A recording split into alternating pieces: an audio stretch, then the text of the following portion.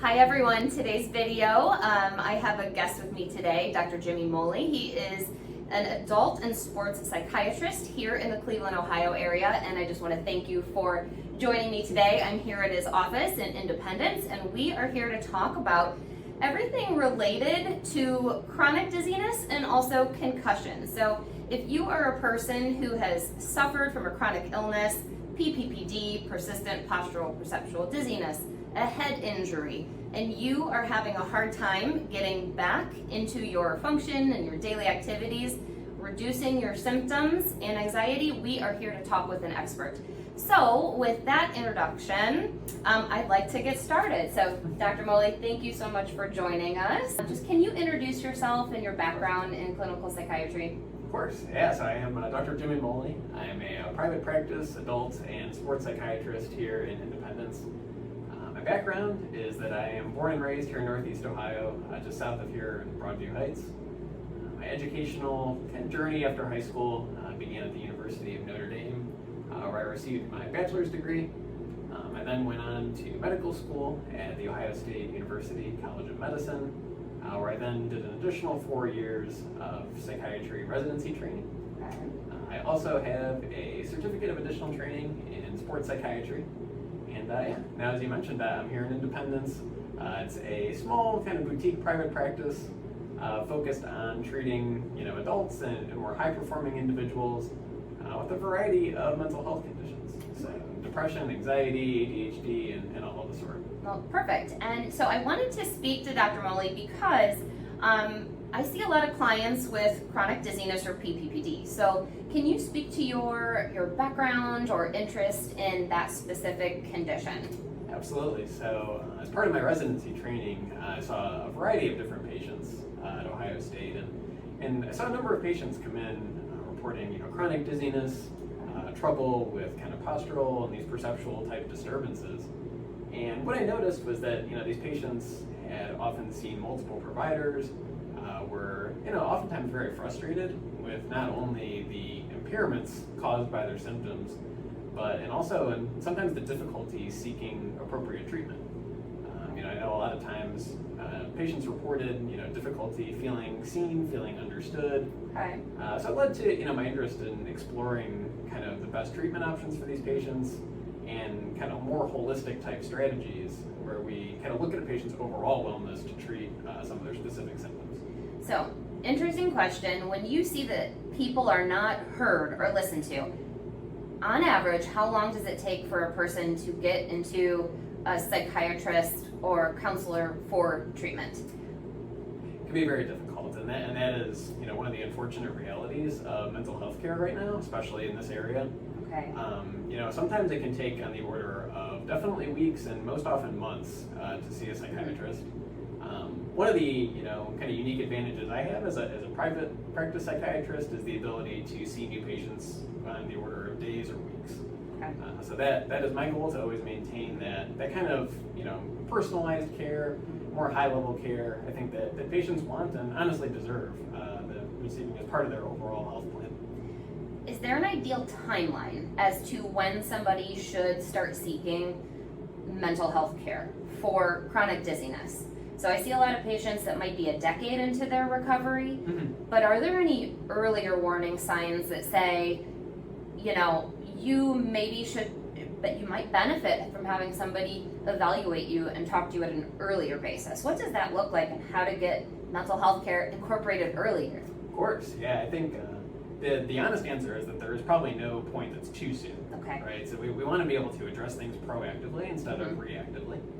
I think a lot of times patients think about mood symptoms like depression and anxiety and dizziness is part of everyday life, as part of something that is meant to be just overcome by willpower and just kind of grit. Yeah, I think a lot of people are like, oh, you'll get past it, or that everybody feels that way. Right, or there's some life event, that explains it. Well, we still are able to treat and address it, right? And I think when it starts to reach to that level, when it causes impairment, when you're having difficulty at school, at work, at home, when it bleeds from something that you're struggling with to something that's impairing your functioning and that consumes you, then it's absolutely time to seek more higher level care. Okay.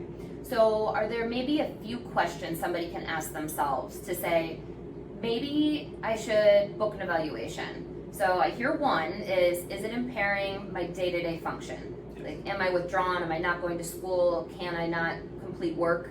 So I hear that one. Yes. Anything else that people should ask themselves? Do I need to make an appointment?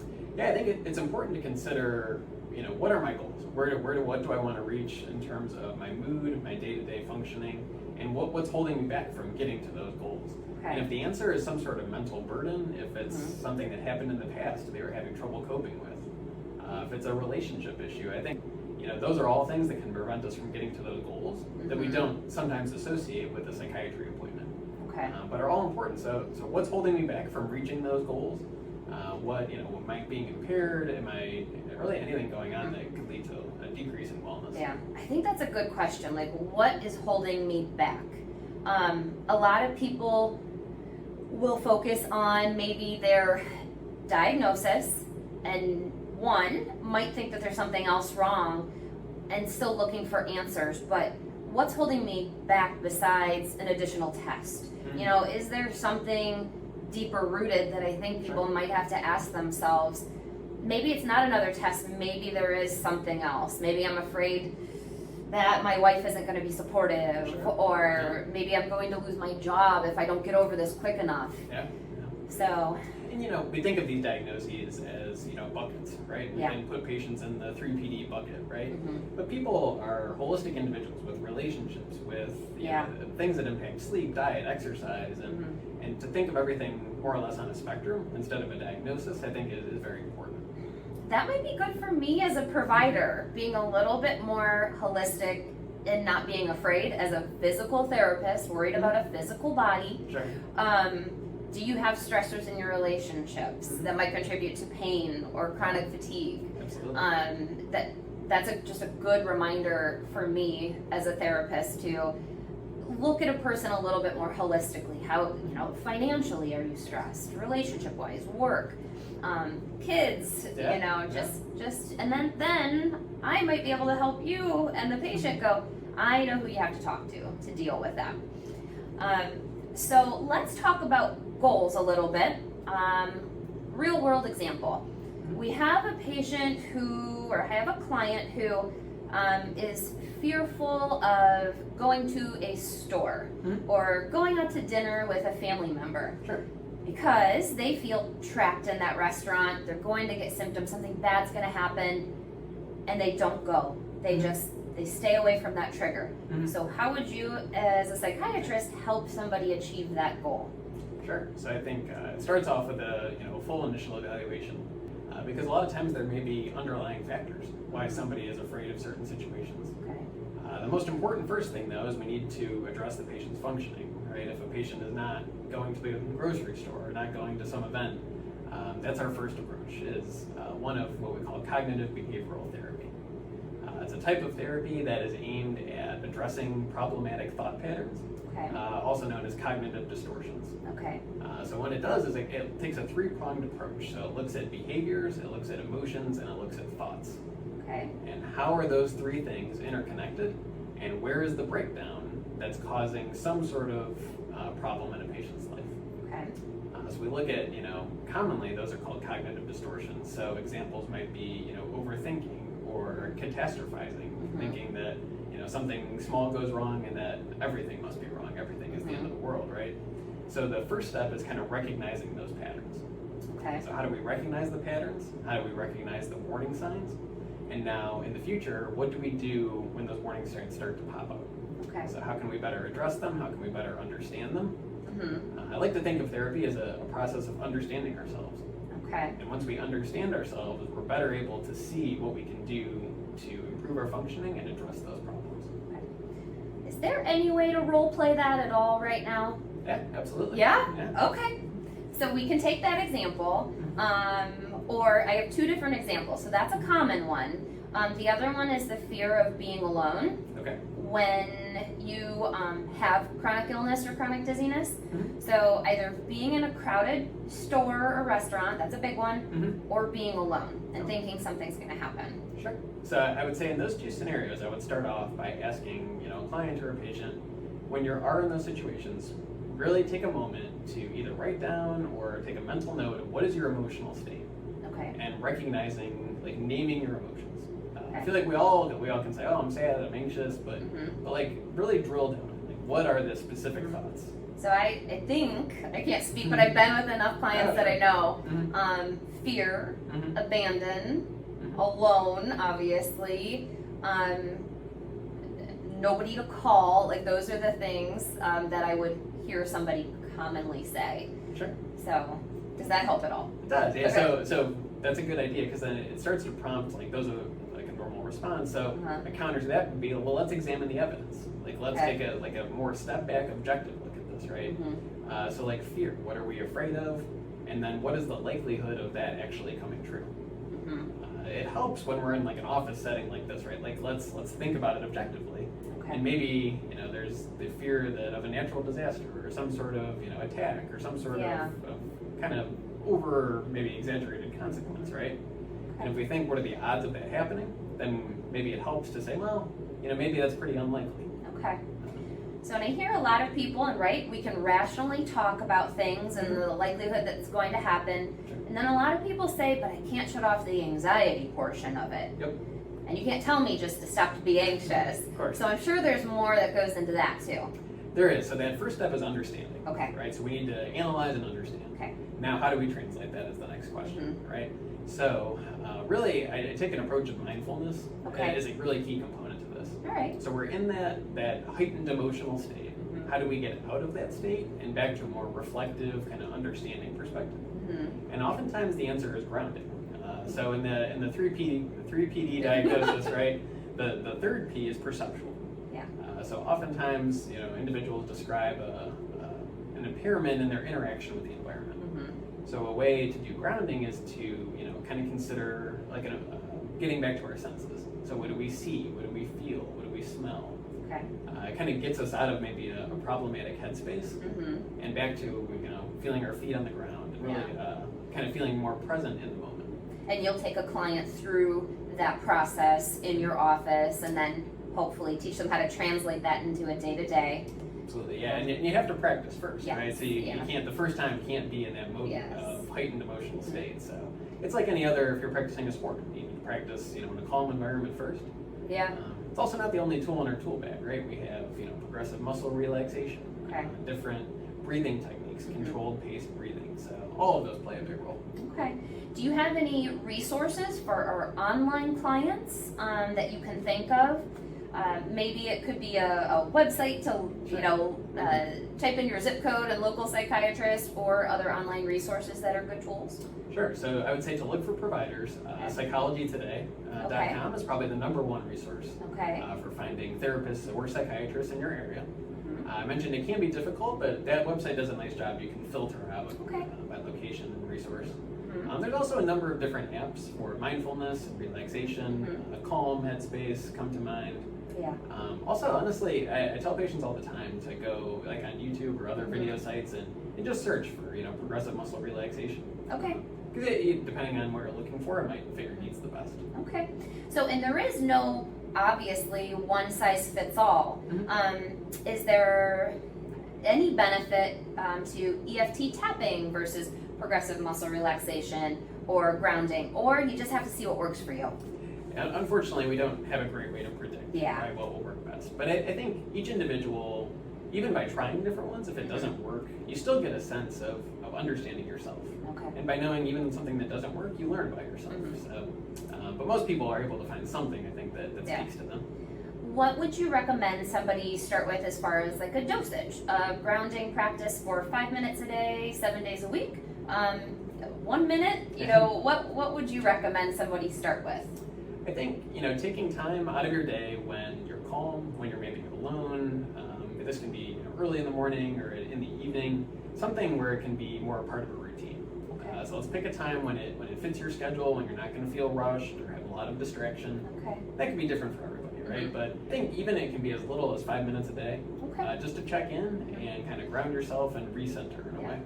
And then something behavioral and just a habit that I like is to pencil it in your calendar. Sure. I don't know if you agree with that or not, but I know if I put it in my calendar, I will hold myself accountable. And this way I show up for myself. Yes. So just one tip that I have. Yeah. Now, I also get a lot of questions about medication for PPPD. Yes. What can you do as far as medication, or speak to different medications that can be helpful? Sure. So in 3PD, I think it's still a very individual diagnosis. I think people have different triggers, have different inciting events, have different emotions around the dizziness.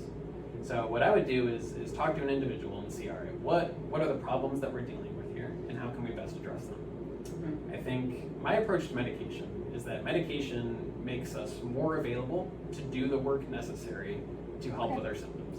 Okay. So medication can, maybe instead of going like 0 to 100 with anxiety, maybe there's like an extra beat or two that allows us to kind of go into those like more meditative states, right? Okay. Medication, I think a popular misconception is that you're going to take a pill, it's going to fix all of our problems, it's going to make you happy and not anxious. And unfortunately, that's not how these medicines work. Okay. But it can help us, give us time to cognitively reframe and to maybe lessen that level of impairment. So you may initiate medication a little earlier than like, let's say, wait 6 months of cognitive behavioral therapy, and then if it doesn't work, we'll try meds. You might be a little bit earlier in the spectrum? I might. I'm still pretty conservative with medications, but I feel that a lot of these medications take time to take effect. They work, via a series of second messengers in our brain that, a few days after taking one is not going to make a big difference. So we need to get those. I heard it was in the neighborhood of 21 plus days. Is that accurate? It can be. It's individual. I typically tell folks, give it a month to make an honest assessment. Okay. But that also has to be at an appropriate dose. So we need time to get the dose up. We need time to see if it'll have an effect. But also on a parallel track, right, we can be working on therapy. Yeah. We can be doing all of that at the same time. Yeah. So I have a lot of patients who are hesitant to take, and we didn't talk about what medications. Sure.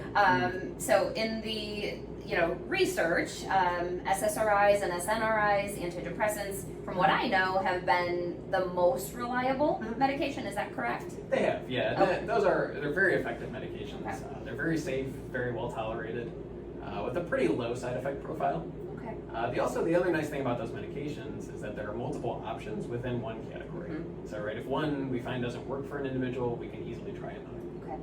Okay. How do you know if it's the right one? How long do you have to wait if you're having bad side effects to call your doctor and say, I don't think it's the right one for me? Sure. Always want to encourage open communication. So I would say there's really no amount of time that you should really wait if you're experiencing really impairing side effects. Okay. So I would say call as soon as possible. Also, talk to your doctor and see what to expect. Because some symptoms can happen early on, but then they may fade with time. So I think it's important to understand what is reasonable to expect and maybe what's more of an alarm signal. Okay. So I have a lot of medications with my clients being prescribed by their primary doctors or neurologists. Sure. And then they're on this medication for 3 to 6 months before they get back into the doctor or have a phone conversation. Sure. Do you think it's more beneficial to work with your psychiatrist for open lines of communication to handle such meds? You think there's a benefit to that? I do. Yeah, I think also too part of that is the relational aspect. Yeah. Of having someone that you know is there for you, someone that you know will listen to your concerns. I feel like that's really important, kind of like we talked about earlier. Yeah. So I would always encourage frequent visits. My follow-ups are typically every 1 month early on. Okay. And that doesn't mean that in between those appointments we still can't communicate. Yeah, you can call. Yeah. Yeah, I think that's where a lot of people, and it could feed a negative feedback loop of saying, here I'm stuck on this medication, I was given instructions, and now I have to wait 6 months, and now I'm just left to my own, thoughts, and that just feeds a horrible cycle. So, maybe just a different approach makes it more effective. So, Dr. Moley, can you share maybe a story, a case study, or a patient story of success that you have worked with to overcome chronic illness? Absolutely. So what comes to mind is a younger lady who I saw actually in an outpatient clinic. Okay. And she had a history of head injuries and anxiety in her past, and had struggled with chronic dizziness for what she described as most of her adult life. Okay. So this is somebody who really had struggled to find the right diagnosis, the right treatment, and came to me honestly pretty frustrated with her treatment. And we were able to really sit down and develop more of a long-standing relationship where it took time to kind of understand her background, where she, how her symptoms were impacting her life, and we really spent time on both therapy and medications. So evidence, of course, is best for both of those two things combined. So we started with more of kind of that immediate, what do we need to do to help you on a day-to-day basis right now, right? And then it progressed to more, tell me about your childhood, tell me about your upbringing, what makes you as an individual, what brings you here today, and how can we help you achieve those goals? So, through kind of over the course of several months through time and medication, she very gradually improved. I mean, there were the occasional relapse, which does happen, but I'm happy to say that she is functioning well today, that she is able, to work and achieve all of the goals that she envisioned for herself prior to the injuries and the dizziness. So those are the stories to me that really exemplify what a good relationship and what, a lot of hard work by the patient can achieve over time. Yeah. So, and is there a typical, I don't want to say typical timeline, because it could carry on through the years and people call you as needed. But how much time should somebody invest in themselves to see improvements in their mood and anxiety with psychiatry and mental health care counseling?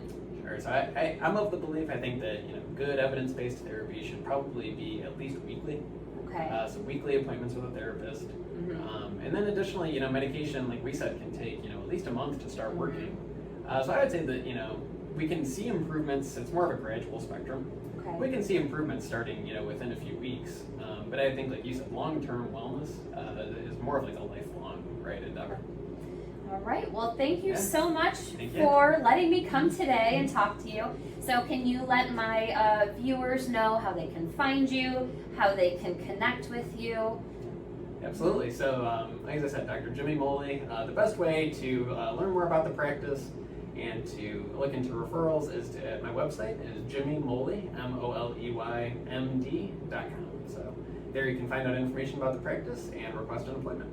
And I will put all that information in the description below. So thank you. If you have any questions, please leave them in the comments below, and I will make sure that we answer them. And until I see you next week, stay healthy, stay steady, stay strong.